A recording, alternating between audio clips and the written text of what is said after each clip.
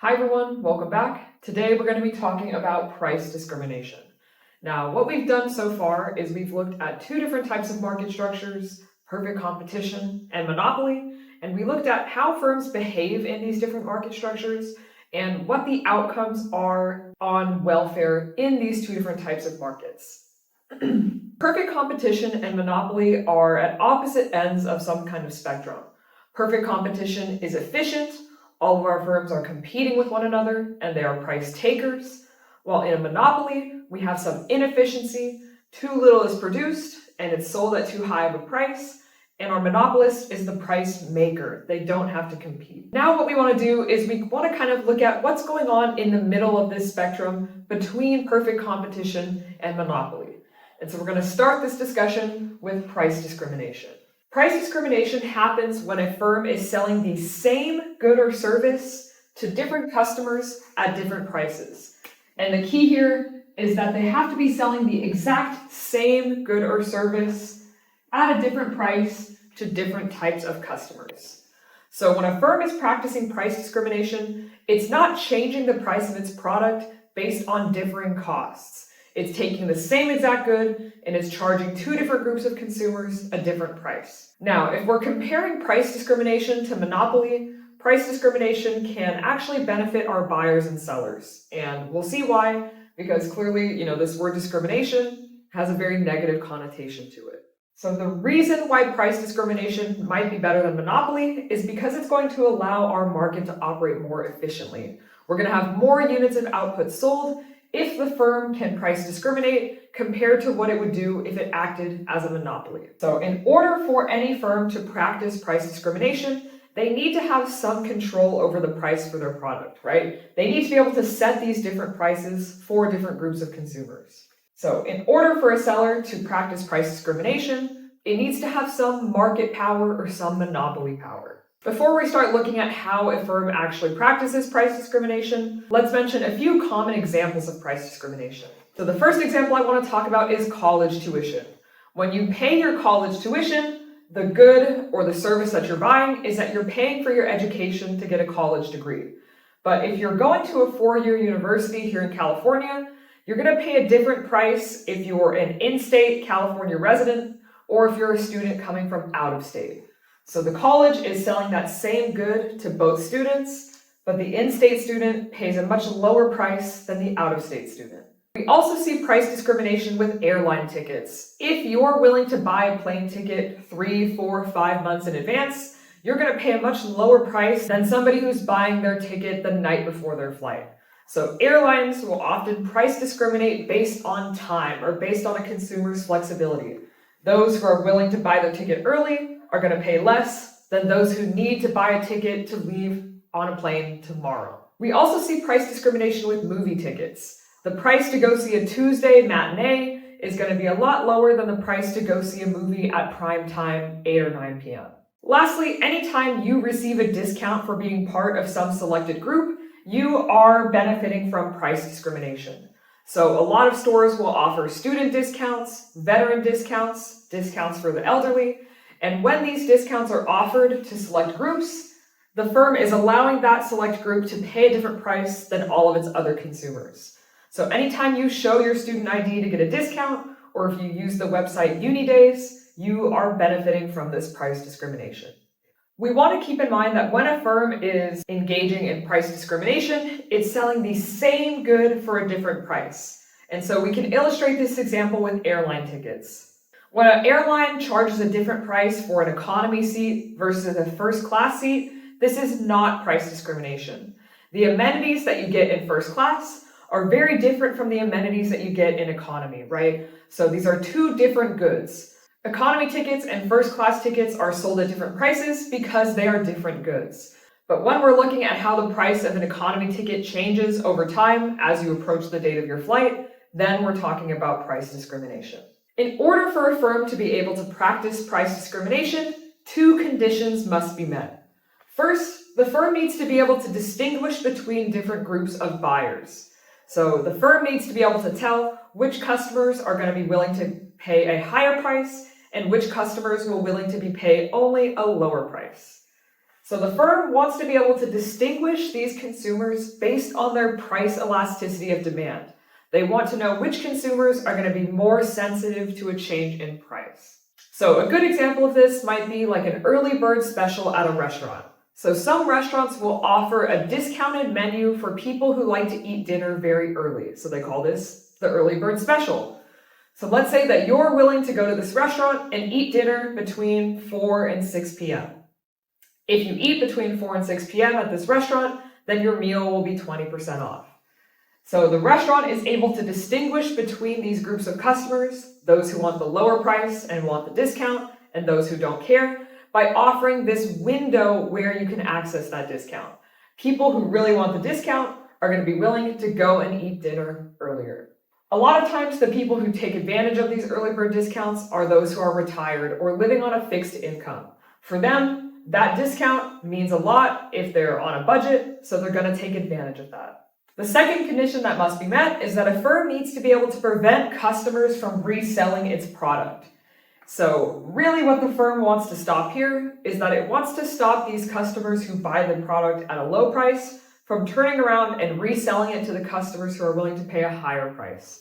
If that was to happen, then the firm wouldn't be able to sell to those customers that are willing to pay a higher price, because those who bought at the low price would just undercut the firm and sell directly to those customers.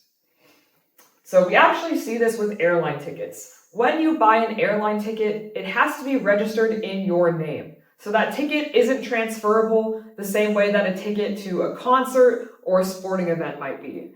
When you buy the ticket, it's yours and only yours, so you cannot resell it. So the general rule of thumb for a price discriminating firm when it's trying to distinguish between groups of buyers is that it's going to charge a higher price to consumers that have relatively inelastic demand, and it's going to charge a lower price to consumers that have more elastic demand. So remember that when demand is inelastic, consumers are not very sensitive to changes in price. This means that the firm can raise the price on these consumers and they'll still be willing to buy the product. Whereas for consumers that have more elastic demand, they are more sensitive to price hikes. So the firm will charge these elastic consumers a lower price for the product. This allows the firm to sell to both groups of consumers and might help them to make more money or make more sales. So how do firms actually distinguish between different groups of consumers? There might be some easily observable characteristics that consumers exhibit, but a lot of times consumers will identify themselves. So when you sign up to receive a student discount, you are telling the firm that you're a student and that you belong to a specific group of customers. Other times, consumers will self-select into a group. And so this is what happens with airline tickets. I'm self-selecting into the group that's willing to buy a ticket 4 months in advance when I go online and book my flight early.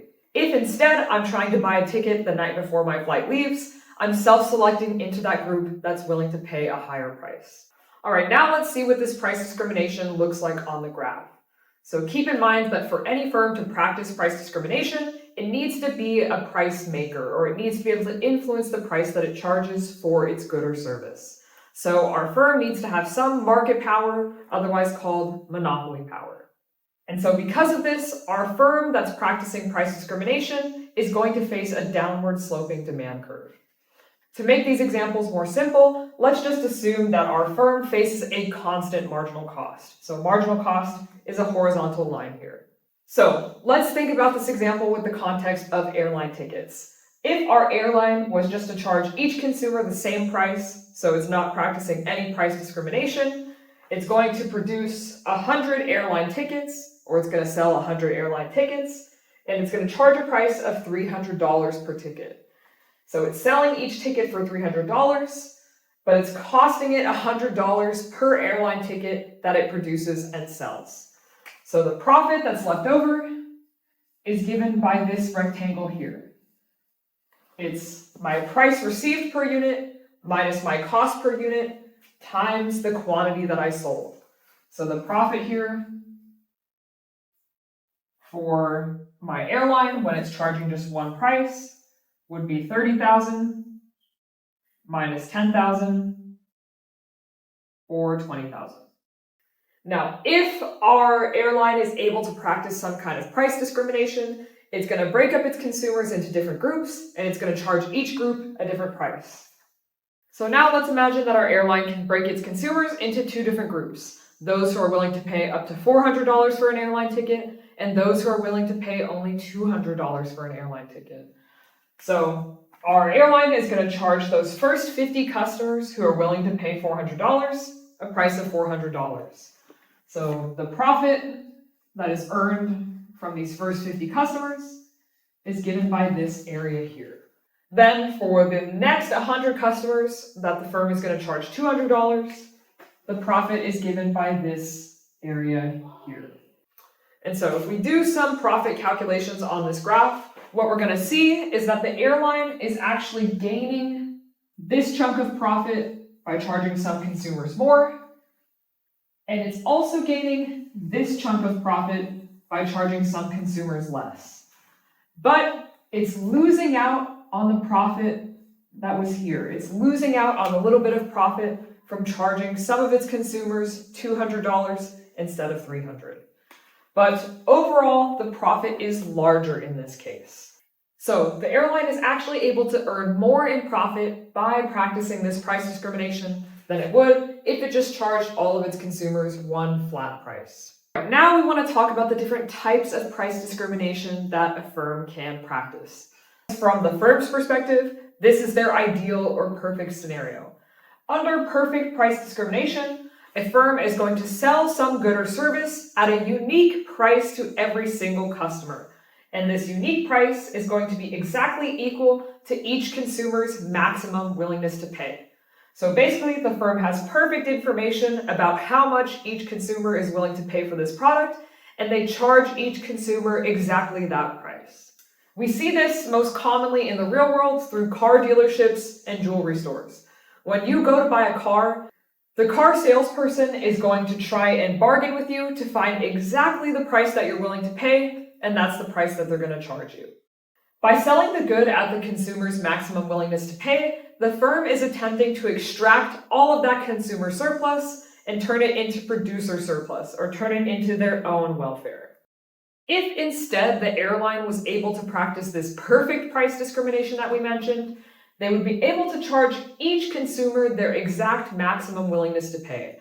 So this means for that the first airline ticket sold, the monopoly would be able to charge a very, very high price.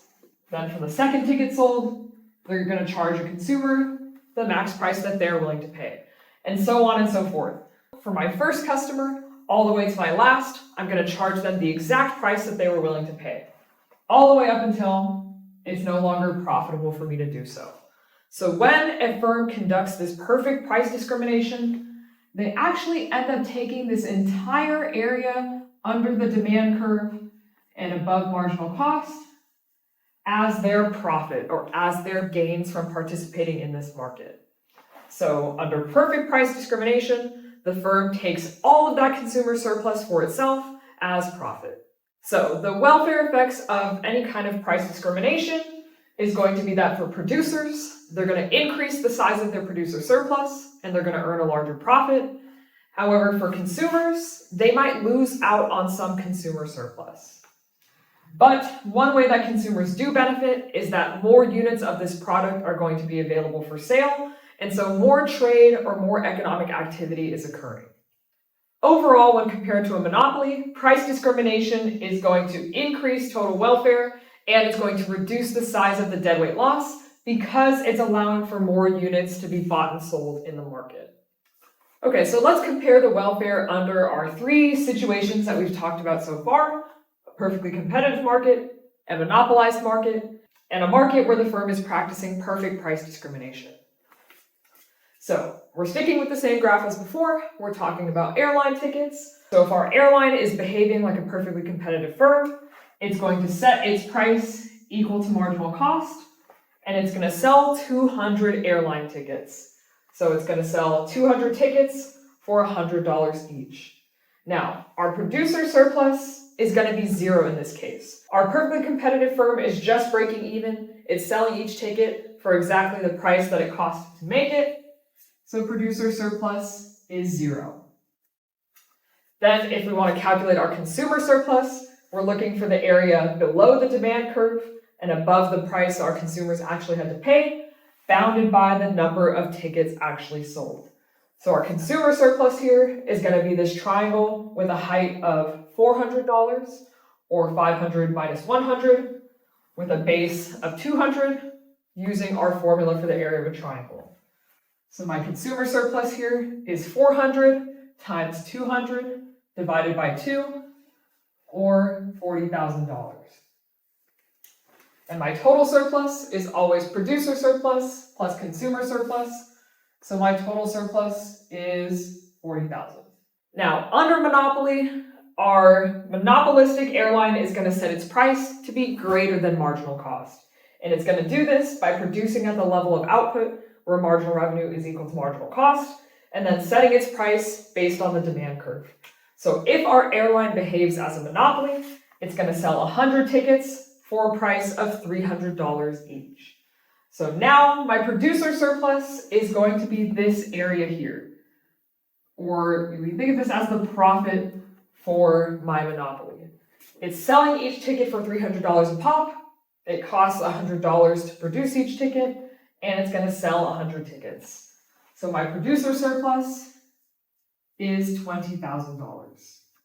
Now my consumer surplus, again, is still the area that's getting trapped below my demand curve and above the price that consumers are actually paying. So now my consumer surplus is 500 minus 300, or 200. 200 times 100 divided by 2. So consumer surplus is $10,000. My total surplus is now reduced to $30,000, and my monopoly compared to perfect competition is generating a deadweight loss. And so that deadweight loss is given by the area of this triangle from all of these lost transactions, or this reduction in economic activity. And so the amount of the deadweight loss is just the loss in total surplus between perfect competition and monopoly. So our monopoly is inefficient. We're producing less, and the price for consumers has gone up. Lastly, if instead our airline was able to practice this perfect price discrimination, they would be able to sell to all 200 customers, but they would sell to each customer at the exact maximum price that they're willing to pay.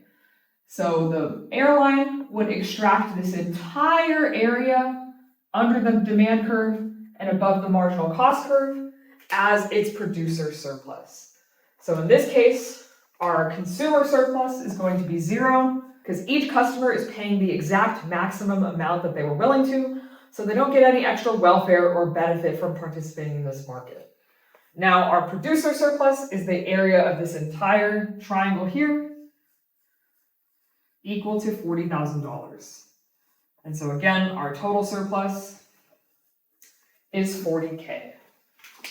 So this perfect price discrimination eliminates the deadweight loss, but it does take away our consumer surplus. All right, so in this section, we showed a lot of different examples of price discrimination, and I think that if you start to look for this price discrimination in your daily life, you'll see that it's very, very common. So these two other market structures that we discussed, perfect competition and pure monopoly, are actually very rare. Most markets fall somewhere in between the two. So when a firm wants to price discriminate, it needs to be able to differentiate its customers into different groups and prevent them from reselling that product to one another. This price discrimination, when compared to monopoly, is going to make our market more efficient, and it's going to increase our social welfare but reduce that deadweight loss. All right, that's it for today. I'll see you guys next time.